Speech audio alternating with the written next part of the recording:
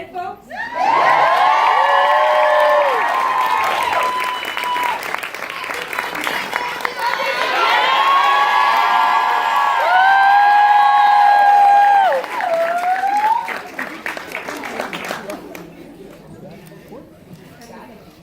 I shot till 4 o'clock in the morning last night, but I had to come see this beauty. Yeah, so beautiful. Happy Saturday. Happy Afropunk. How you doing? I feel great. Yes? Thank you for coming. That's a big, man. I'm 2 happy hours. to be here. I'm happy to be here. If anybody needs their sleep, it's you. 'Cause you're doing it all. So. I love that piece. It makes me emotional every time I see it. Thank you to Color of Change for making it. I just feel like we're not in a renaissance. We're in our place in a continuum because this has been happening for a long time. They always try to say renaissance like it's something new happening, but we stand on the shoulders of beautiful storytellers that have been doing this. And I've been a fan of this band for so long, and I'm just so happy to finally be able to sit with you. We were talking about the last time we saw each other. It was an unlikely place. It was like 4 years ago. It was like 2013 or 2012. Yeah, it was a long time ago. And in Cleveland, Ohio. just On the random. street. Yeah, on the street in Cleveland. Yeah. Yes, it was for a Black Film Festival. It was. I Yeah. remember which one. I know, but they were beautiful. It was beautiful. Yes. Now, since then, you've done something that I think is unexpected. I would have never guessed. So I'm not a gambling woman. If I was, I would not have placed a bet that Terence Nance, experimental artist, filmmaker, genius, would have a series on HBO. Yes. And I think part of it is because the form has changed so much and become much cooler, so like it's worthy of you being there at this point. But I don't know, the form, I always imagine you as kind of free. And that form of every week, you know, and kind of that delivery. Can you talk a little bit about how you put your process into that box and how you not let it be a box for you? Yeah. Just gratitude to you all for coming out. Gratitude to you for the space. And the opportunity came about much later on in the process with the first idea I had when I was in college. And actually, you know, my younger brother, Norvis Jr., he goes by Nelson Bandela now. I remember he was in college at the time too, and he was like, yo, I think TV One had just come out, and he was like, yo, they should just let us take over like midnight to 3 a.m. on TV One. And I was like, yeah. And then we like, he's just give us like $2,000. And we'll be able to we just do like wild shit on TV One at midnight,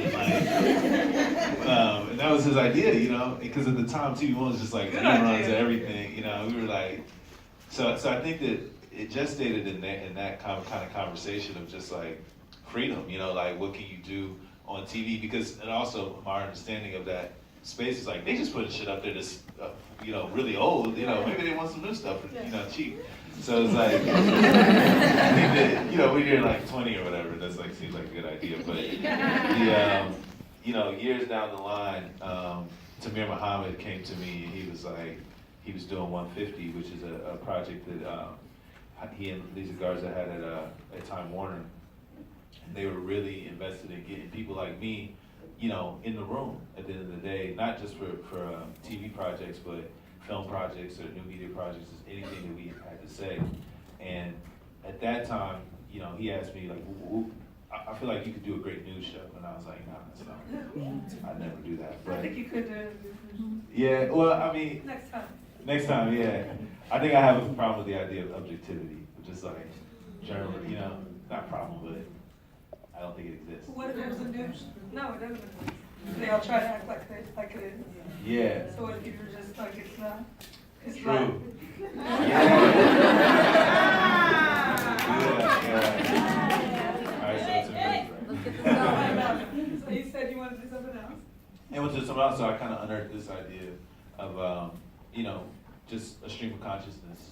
It ends when, you know, the broadcast ends essentially, but there's a feeling that the stream is still happening, even if you're not there to observe it.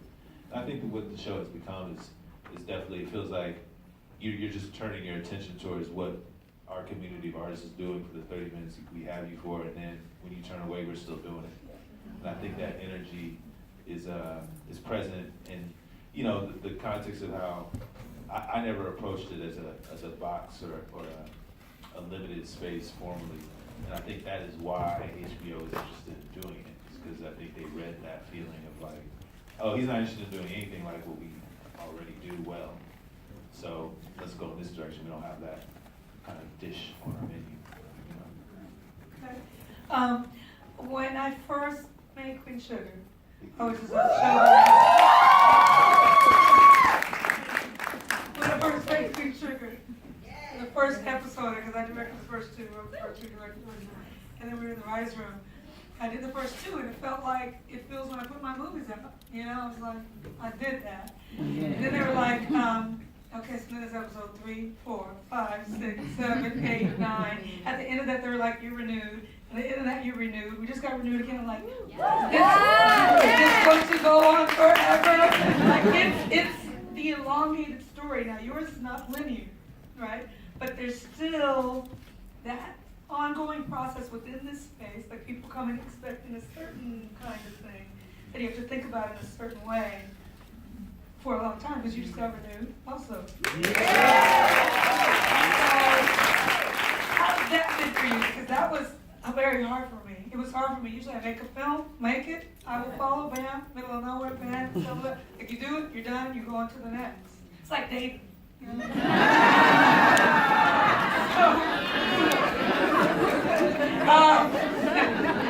So more of a relationship. Yes, yes. So how was it for you, really?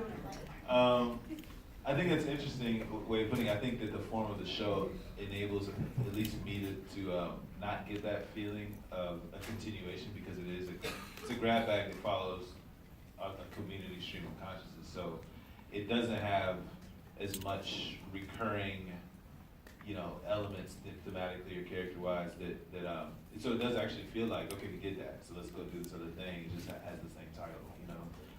And I think that also, like, a little bit of the idea of coming to the first season was like, you know, I don't know if they're gonna let us keep doing it. So it was like, we were just trying to like swing for the fences of this, you know, like, because we don't, you know, we would send stuff off just to the void, and like, what are they gonna say? We don't know. And you know, I think we were very well supported creatively, and there was definitely no creative like borders or censoring or pushing back, and I think that was a welcome, you know, environment to make in. But now that we know that that's the dynamic, I think the opportunity is more about, like, at least for me, how to, I think what you do so well is make sure the show continues to be a platform for not just me and other artists. And there's always other artists coming through who will be able to like populate the space creatively. And to me, you know, Queen Sugar, that's like very evident. You know, you authored it. It's at the beginning, and now it's like a platform. It's a huge platform for all these, you know, directors, these women to do their thing, and then they'll go off and, you know, make other stuff. And I'm trying to follow that model at the end of the day. Well, I was thinking maybe we do something a little different, because, you know, we are all up into the panels just to get you all involved, so it's more of a conversation. But as opposed to just questions about anything, I thought we could throw out a topic and see if anyone had a question about the topic. Okay? So does anyone have a question about Afrofuturism in Terence Nance? Anyone have anything on their mind? 2 hands went up over there. Besides, what is it? Right there? Hello. My name's Han. I'm from Chicago. Yes! So happy. I actually just got accepted into the screenwriting major at my school. For my senior thesis, I'm actually doing a short film about Afrofuturism. So I'm really excited about this topic. I'm glad that it came up. So I just wanted to ask, how do you incorporate your nonlinear structure into Afrofuturism, and what influences culturally do you take from for those different science fiction projects? You have to repeat the second part, so hold that in your mind. It's interesting. I feel like the idea of nonlinearity disables the concept of the future. So, I think that once you take the futurism out of something, because there's no time, there's no past, present, or future in a nonlinear way of experiencing existence. I think that it just becomes about mining the collapse of the past, present, and future, and what is common among those different stratas of reality. And yeah, I think that finding a way to understand the causality between those planes of existence is also really important. And I think with the show, that happens a lot because we're engaging histories. We're engaging the history of childhood sexual trauma as it perpetuates itself through Black families, right? We're dealing with that. There's a historical precedent to how that's connected to, the slave trade, and there's history there, but we're not necessarily going to a scene at a plantation in that way. I mean, we do actually have one, but I think that we're still dealing with the history in a present, contemporary quote unquote conversation, or a conversation that could happen in a more quote unquote futuristic setting. So I think collapsing histories into the present and the quote unquote future, pushes forth a subjective experience of quote unquote nonlinearity, which really just means all those things are collapsed. What was the second part of the question? Where do you take your cultural influences from? So I know for like a big Afrofuturistic writer would be Octavia Butler. Yes. And it's kind of like conversation stops there. So what are some other influences that you take from? Octavia Butler for sure. I made a film called Swimming in Your Skin Again with Borscht and my brother, and it has a lot of quotes from Parable of the Sour. And I think that learning how to live off the land and how to deconstruct religion, and belief systems and adapt them to your present environment, just in those books is really present for me at all times, but definitely in my work. But yeah, I think that I think Toni Morrison's a huge influence, just to kind of name another. I think it's pretty evident how she works her way into everything I'm doing. Okay. Does he have a question about artists and activism beyond how do artists, you know what I'm saying, pushing beyond the normal question, not to put any pressure, but a good question. Artists and activism. This brother, is it up or is it down? You, sir. You were the brave one. Here we go. What's good, y'all? What's up? What up, B? Good to see you. My boy can hoop. Let me shout him out. He can hoop. He can pretty well. So just wanted to say, one of the things I think about is when you think about places where people with the creative funk come from, you kind of think Brooklyn and Philly, these kind of vibes. And one thing that I knew about you, New Orleans, which is where I'm from. I know you come from Dallas, right? I always thought Erykah Badu from Dallas. She's so funky. She's so creative. Where do people in Dallas get? So my question is the origins of where you get your creative funk from in terms of your childhood and just coming up out of Dallas, and then how did those inspirations push you to the place where you are, including in terms of being socially conscious and that kind of thing? Like your origin, where did the funk come from in Dallas? I was waiting to see how you're going to turn it back to acting. I was waiting for the disqualification from you, but then you turned it back. All right. You'll allow it? You'll allow it? Sorry, I had a question I had to interview. Yeah. Dallas.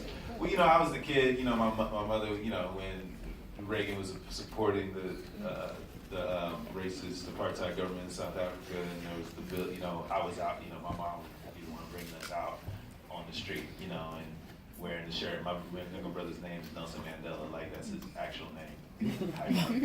So we were those kids, you know what I mean? I think that you know, and my mother is still that person. My grandmother was that person. You know, you know, we're part of a lineage of that, and I think that in a community who I think engaged with very specifically protest movements and speaking truth to power. And my mother often says, nothing worthwhile is ever easy. And I think that ethos, irrespective of where I grew up geographically, is just present at all times. And I think that on top of that, you know, Ornette Coleman is Fort Worth.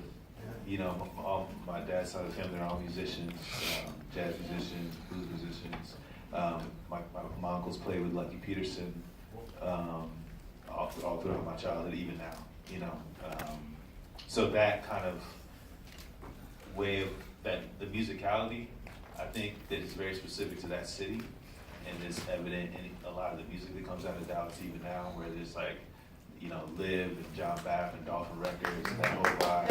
And you know, I think it's all in there in the water.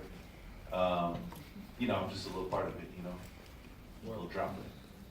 Appreciate it.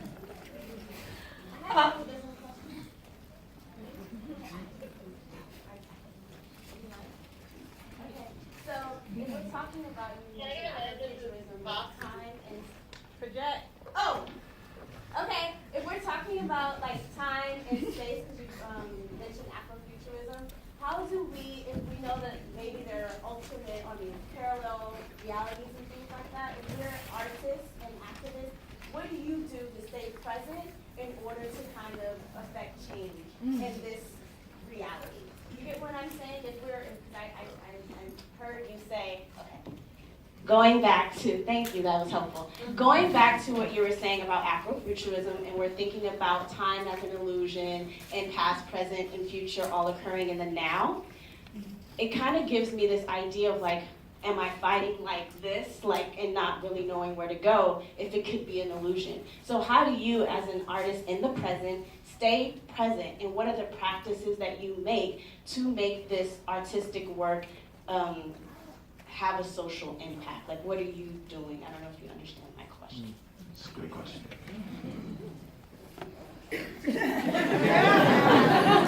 I don't think time is an illusion. I think time is a choice. I think it's a choice, a translation device. I think it's a language. And I think that it's subjective. Everybody has a subjective experience of time. You know, sometimes when I would go to church as a kid, the service felt like it was 5 hours. But, you know, but if Arthur was slapping it on the drum, maybe it felt like an hour. You know, so it is 5 hours. I don't think there's an objective experience of time, and I think that time is useful for us. You know, and we impart it on each other in, you know, at least half useful ways. I think it's amoral. You know, it's like, it's a tool like anything else. And, but setting that aside, I don't think of myself as an activist in that sense. I think that I am an artist, and I think that hopefully what passes through me, the work that passes through me, hopefully I'm vulnerable enough and have enough of an ability to release myself from my ego to allow something worthwhile to pass through me that maybe can help. And I feel like, you know, I play my role. You know, I think that my role is that. And hopefully there is value that I can't predict. Hopefully there's value that goes far, you know, it holds, my contribution holds its value far after I'm gone, or my body's gone, or I'm out of the room, or whatever, you know. I think that's why it's attractive to make work that isn't objects for me. It's because it has the capacity to be everywhere near not forever. Thank you. Oh, so I think we have to wrap, unfortunately, but give it up to these amazing creators right here. And because we are here in Brooklyn, and it is your birthday, we have a little surprise for you. And I would love it if y'all could join me in singing You know our version. Yes. Oh, God. Ready? Birthday to ya. Happy birthday to ya. Happy birthday. Happy birthday to ya. Happy birthday to ya. Happy birthday.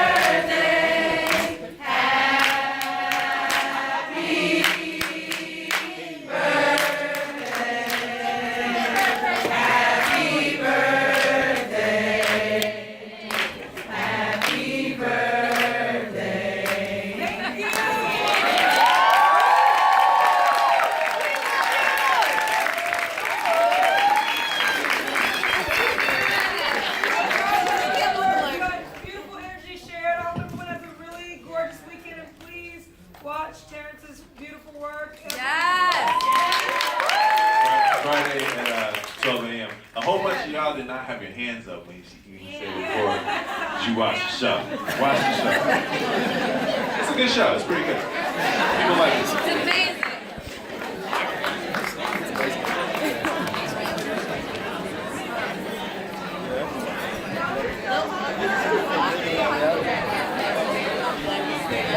Yeah.